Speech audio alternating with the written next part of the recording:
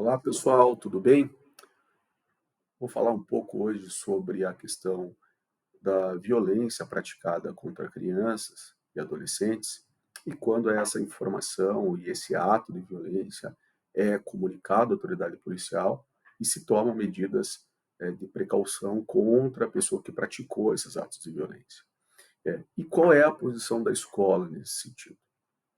Mas antes, assine esse canal para que você possa se inteirar de outros assuntos que nós comentamos aqui, ligados ao direito à educação, e para que esse tema também possa chegar a outras pessoas que naturalmente também precisam saber sobre a temática.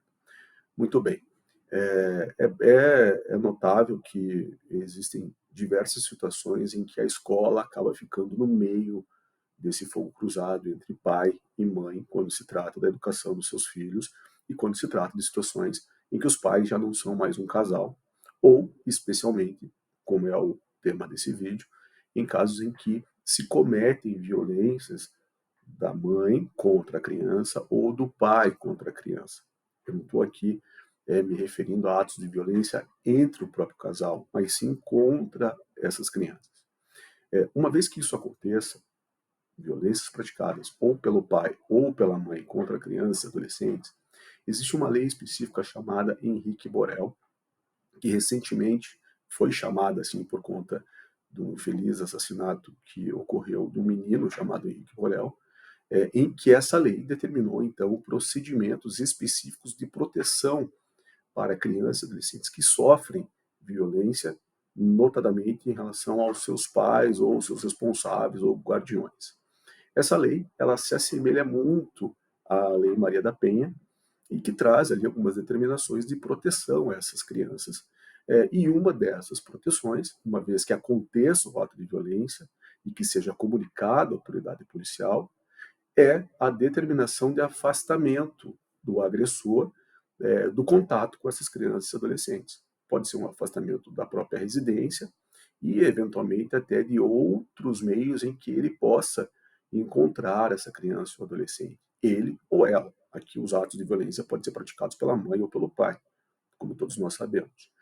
Uma vez que seja, então, relatada à autoridade policial, essas medidas cautelares podem ser tomadas contra o pai ou contra a mãe que realizou os atos de violência contra essas crianças.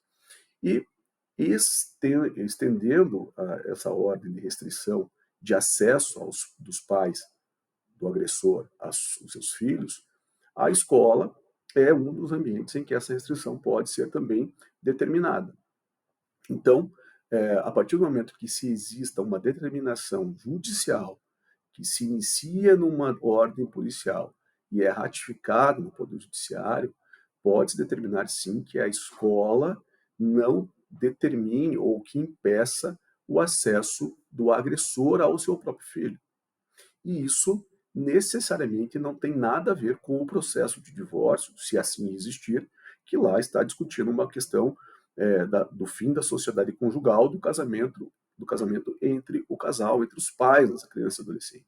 O que nós estamos discutindo aqui é uma ordem judicial que determinou o afastamento e o impedimento do acesso à criança ou adolescente do agressor por conta de um processo criminal que está sendo movido na esfera criminal. A partir do momento em que se tem uma determinação judicial que obrigue o afastamento do agressor para que não tenha acesso a essas crianças ou adolescentes, em muitos casos a escola é um dos meios em que esse contato não é mais permitido. Portanto, se a escola receber comunicações oficiais nesse sentido de que o pai ou a mãe que agrediu o seu filho, né, em várias hipóteses, por várias situações, a escola deve cumprir a ordem judicial, mesmo que tenha recebido anteriormente, por exemplo, uma decisão de um processo judicial de divórcio em que determinou que a guarda fosse compartilhada entre os pais. Até aquele momento, no processo de divórcio, sim, a escola estaria com razão de não delimitar ou não limitar o acesso do pai ou da mãe àquela criança, num processo de divórcio.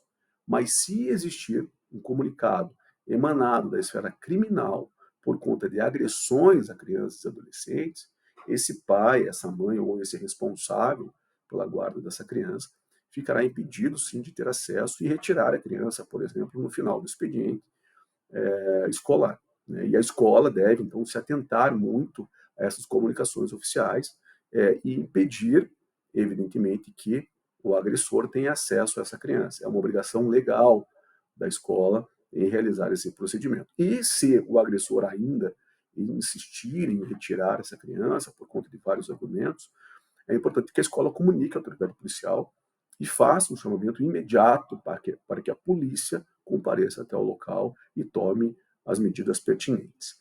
É importante só lembrar que as informações escolares elas podem ainda ser prestadas ao pai ou à mãe agressora, porque aqui nós estamos falando só do acesso a essas crianças, do acesso físico a essas crianças, através do impedimento de uma ordem judicial emanada do processo criminal.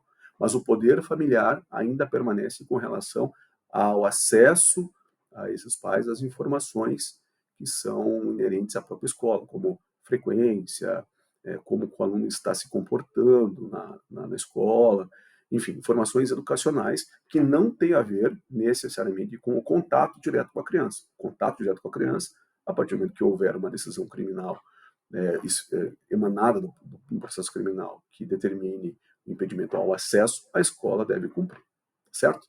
Então é isso, pessoal. Grande abraço.